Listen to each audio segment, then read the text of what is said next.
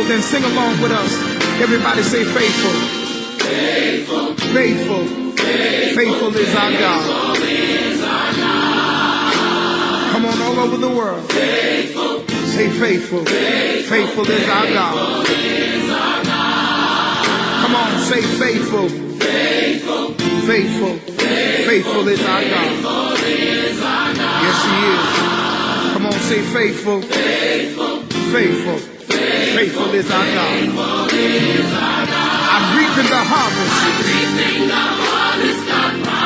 Take back what the devil stole from me. And I rejoice today. For I shall recover it all. Yes, I rejoice today. For I shall recover it all. Faithful, faithful, faithful is our God. Everybody say faithful. Faithful, Faithful. Faithful is our God. Say faithful. So faithful. faithful, faithful is our God. Everybody say faithful. Faithful, Faithful. Faithful is our God. I'm reaping the harvest God promised me. take back what the devil, and I rejoice today. I shall recover. Yes, I'll rejoice today. I shall recover. Everybody say holy, holy, holy is our God. Everybody say holy, holy, holy is our God. I'm reaping The harvest God promised me. take back what the devil. Bible, if you go to Psalms 136. Psalms 136. Psalms 136. Psalm 136 is a unique psalm within itself. All verses in the same way. All verses in the same way. Oh, give thanks unto the Lord, for he is good, for his mercy endures forever. That's verse number 1. Verse number 22. Verse number 26. Oh, give thanks unto the God of heavens, for his mercy endures forever. His mercy endures forever.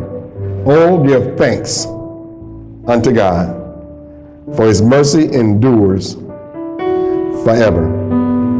Here's a psalm that's written to us, for us, and it's written to let us know that we ought to give thanks unto God. And it's obvious to me that the psalmist that written down this great psalm, he written it in such a way where the actual reader would say it in responsively. He would say the first part of the verse, and then his audience would respond to him by saying that his mercy endures forever.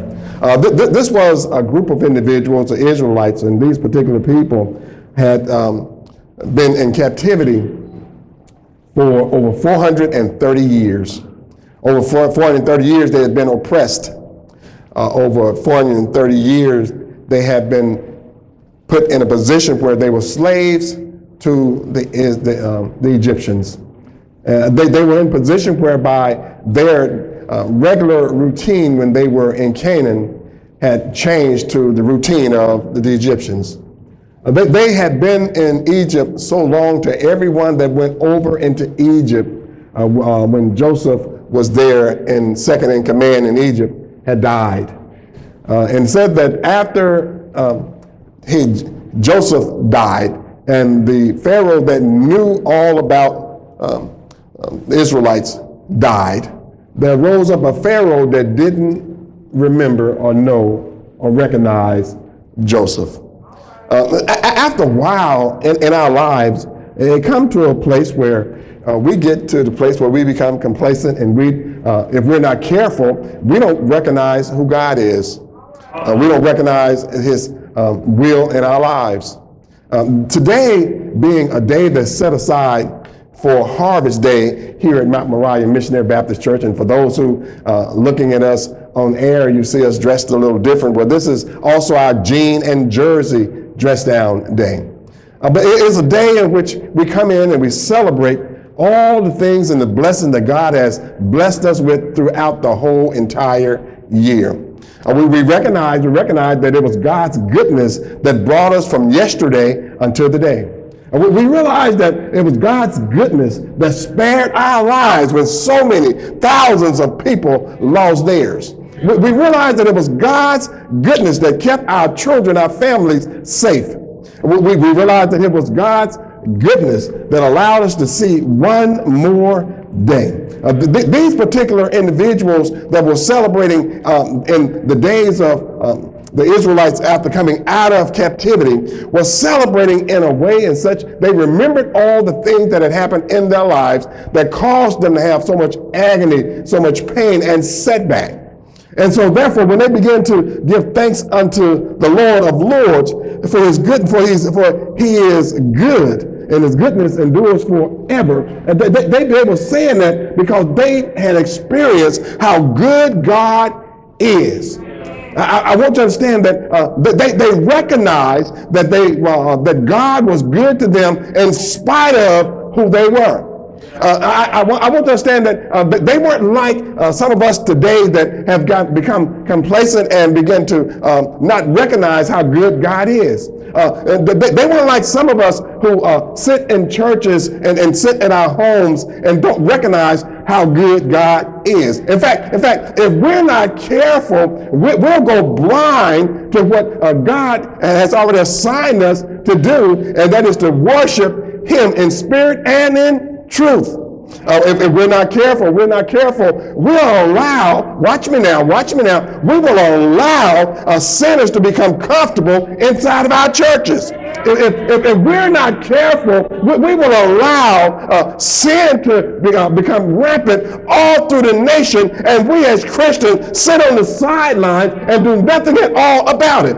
If we're not careful, we'll allow individuals who are doing wrong to become comfortable in a world of which is not going to last. I want to understand that this world, if you're a Christian, and you have to understand that this world is not your home. You just pilgrim on a pyramid, and you're going to a place that's already made for you and is not made by the hands of man. In fact, here's what Jesus said.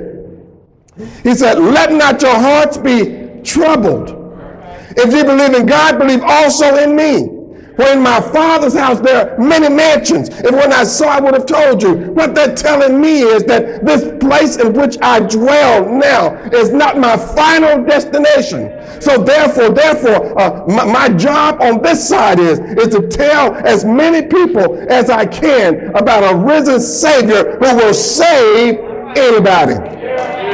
And to not allow individuals to become comfortable in doing their sinful acts and not calling them out. We live in a country, we live in a world whereby we become complacent when we allow and we see men wanting to marry men.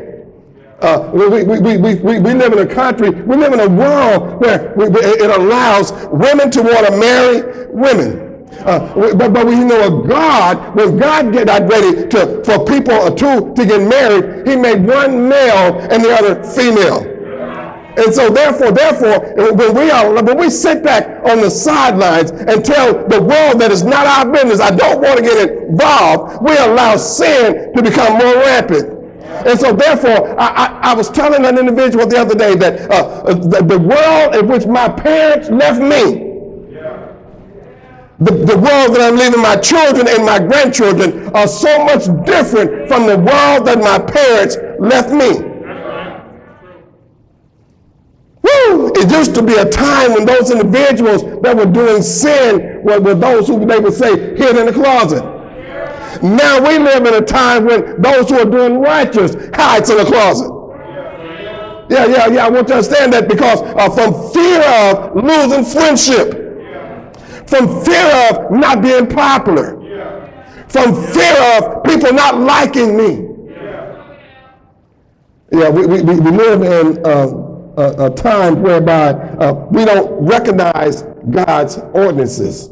We don't recognize God's laws. The Israelites, these particular individuals that were celebrating at this particular time, and they were giving thanks unto God, they had something to give God thanks for. In fact, what it lets us know is that they had three major festivals in which they celebrated as they were giving God thanks. The first of the celebration they had was the celebration of the unleavened bread, which lasted a whole week. That was a time when they would take bread and they would bake it and not put any yeast in it. And that was a time when they would celebrate for the whole entire week. And then there was a second celebration where they celebrated the feast of the harvest, whereby the grain would come in, the wheat would come in the spring, and they would have a big celebration of the spring harvest. And then there was another celebration, and that particular celebration was a celebration of the fall harvest.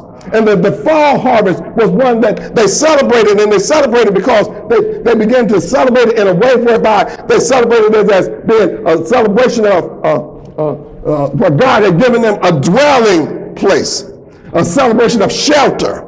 In other words, you got to realize now that the Egyptians had put them into slavery. They were living there in Goshen, and they were living under the demands of Egypt. And so they had no real dwelling place of their own. Everything that they did and everything that they owned belongs to Egypt. And so when God freed them up and allowed them to go into the land of promise, what God did was God allowed them to have a dwelling place was their own. And what God told them was, watch this, that you're gonna have houses that you didn't build, fields that you didn't plant. There'll be fortresses and forts set up with walls that you didn't build. Watch this, and watch this. And what God was letting them know was your blessings gonna flow like milk and honey. In other words, you're going to get all that you need from the Lord. And so, therefore, what they were letting them know was, if you participate at all the Jewish men 3 times a year, when I began to study that and read that, I thought, wow, the Bible wouldn't get that far today. Because all the people that showed up to these celebrations were men. And so therefore, what that was telling me was that God was looking the same way that he looks even today, where that man don't look at it. When Corinthians say that you got God the Father, who's the head. Right. Jesus Christ, who's the head of man. And man, who's the head of woman. And so therefore, when the Bible talks about that, I know I'm going to get a lot of spirits today, but I want to understand something. I'm standing on the promises of God. And so when you look at, wait a minute. So when you look at Exodus 23, that talks about the festivals. When you look at Exodus 34, that talks about the festivals and talks about the governing rules and how God wanted them to travel and how he wanted them to respond to him, what he said was, all the men, somebody looking at me and said, what about the empowerment? I just know what it said. All the men were to show up 3 times a year. But what about me, Pastor? God uses whom he chooses. Yes, he does. So talk to Miriam. That's what Miriam began to tell Moses and Aaron. We don't need you to talk to God for us. We can talk to God just like you can. You're not the only preacher in Israel. And you know what God did to Miriam? God calls her, watch this, God calls her to get leprosy. And when leprosy came up on, y'all looking at me strange, you need to know your Bible. God calls her to get leprosy. And when leprosy came up on her, the only way that she could get healed was that Moses had to pray for her. Woo! Yeah, they celebrated the festival of the unleavened bread that lasted a week. that was called the Festival of the Week. And then they celebrated the Festival of the Harvest. That's when the wheat came in the spring. Now, in order for the wheat to come in the spring, somebody had to do some plowing and developing in the fall. In other words, sometimes things look dead around you. Sometimes look like things are not growing. Sometimes it look like there's no need to put in any effort because it's not going to do anything at all. But I want to understand, the fall looks like things are not happening. The fall looks like things not going to produce. But I want to understand that when things are done right in the dormant stage, it produces things in the growth season. So in the spring of the year, they celebrated the harvest of the wheat, the fruit from the ground. And then they celebrated at the end of the year, they celebrated the harvest. They came in at the end of the year, preparing themselves to go through the winter season. See, in all of our lives, there's a season. And I don't know exactly what season it is in your life, but I want to understand something, that God is in the midst of your season. You're not alone. He said he never leave us alone. And so these particular individuals, they were celebrating unto God because God had not left them alone. I want you to understand that God said, I never leave you nor forsake you. And so therefore, I just kind of bumped over to Psalms 90. And then here's what Psalm 90 said, because the fall harvest was a harvest of shelter. It was a harvest of tabernacle. It was a harvest of dwelling place for God. It was a harvest where people cared about when they came to worship. It was a harvest that, y'all hear what I'm saying? It was a harvest where people were glad to be able to be a part of such an offering or giving as this. It was a celebration of tabernacle, a celebration of shelter. It was a place where God's dwelling was. It was a place where a time when people had a place to dwell in. So therefore, they celebrated, and as they were celebrating all this, I can see Moses begin to pen this pen. Lord, thou hast been our dwelling place. Y'all hear what I'm saying? What Moses was saying is that in all generations, before the mountains was brought forth, even thou art God. In other words, before anything else happened, you're our dwelling place. Y'all hear what I'm saying? If I had to sleep outside on a rock, you're our dwelling place. Y'all hear what I'm saying? If I slept inside of a palace, you're our dwelling place. Y'all hear what I'm saying? If I slept, if I was sick and burdened, you're our dwelling place. What Moses was saying is, whatever condition I'm in, you are our dwelling place. So therefore, when they began to pen this Psalms, they were penning this Psalm because they understood something. They understood what this. Oh, give thanks unto the Lord, for he is good. See, what they were saying was, I love my mama, I love my daddy, I love my grandparents, but oh, give thanks unto the Lord, for he is good. They recognize where their help comes from. See, the thing that you do your children a real tragedy when you don't give God the credit. Oh, give thanks unto the Lord, for he is good. And somebody in the back said, I can see the, y'all ain't hear what I'm saying. I can see the old member in the back saying, and his mercy endures forever. See, the thing I don't understand is, what that was saying was, I got wisdom enough to know that God's mercy is what put food on my table. I got wisdom enough to know that it was God's mercy that healed my body. I got wisdom enough to know that it's God's mercy that takes care of my children. For his mercy endures forever. Oh, give thanks unto the God of gods. And if you look at your Bible, you'll see that the writer was careful enough to say, oh, give thanks unto the God, capital, uppercase G, of God, and lowercase g. What it was saying is, no matter who it is that you worship, no matter who you give power to, God is the God of gods. That's right. Woo! Oh, give thanks unto the God of gods. And then somebody else said, they yelled it out, y'all, for his mercy endures forever. Y'all, ain't nobody watch it. Somebody need to help me out here. Watch this. Watch it. Oh, give thanks unto the Lord of Lords. In other words, what he was saying was the one that's in control of my life. Oh, give thanks unto the Lord of Lords. See, it's one thing to understand or to say that God is the God of gods. It's one thing to say that God is the God of creation. It's a whole different thing else to say that he's the Lord of my life. Because when you say that he's the Lord of my life, he's the Lord of my bank account, he's the Lord of my car, he's the Lord of my children, he's the Lord of my health, he's the Lord of my wealth, he's the Lord of lords. In other words, look at that. In your Bible, if it's written right, you got uppercase, Lord, meaning that he's the one that empowers, that has total authority over you. Somebody say, I don't know what I'm going to do tomorrow. I don't either, but I know who's in control of it. The Lord of Lords. And somebody say, I don't know how my life is going to be. I don't either. But I do know that the Lord of Lords is in total control of it. And so therefore, all the little things that you've given credit to, watch this, those are lowercase L's. Right. And then somebody said, for what?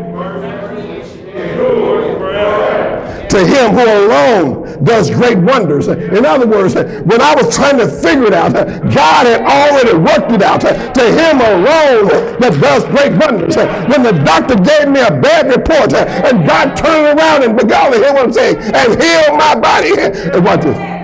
To him alone that does great wonders.